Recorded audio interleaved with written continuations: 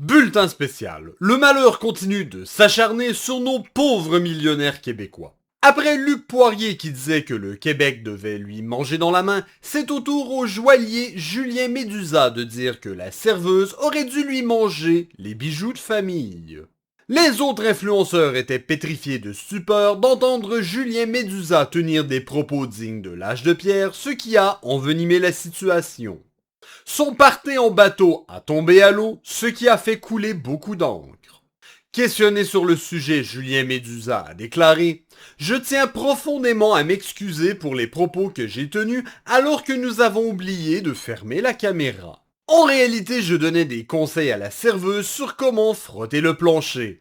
Elle aurait dû se mettre à quatre pattes plutôt que de rester debout les jambes tendues en se penchant en avant, ce qui est beaucoup plus difficile pour les muscles lombaires. » Cependant, l'histoire ne dit pas si la serveuse aurait dû frotter le plancher du bateau ou bien le plancher pelvien d'un des autres influenceurs.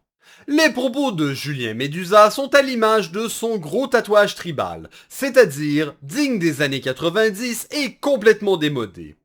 Alors qu'il voulait s'envoyer en l'air avec des filles sur un bateau en mer, il a plutôt fini par se branler en solitaire.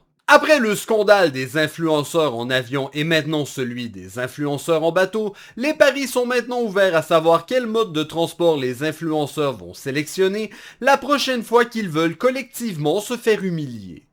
Les moyens de transport considérés pour un prochain party de débauche incluent le REM, un Rakabixi, un pédalo sur le canal Lachine, une croisière d'observation des baleines à Tadoussac, une calèche dans le Vieux-Québec, ainsi que le funiculaire. Et voilà, c'est ce qui met fin au cassé qui à 2h du matin. C'était Pierre Bureau, sur ce, bonne soirée. Do do do do do do do do.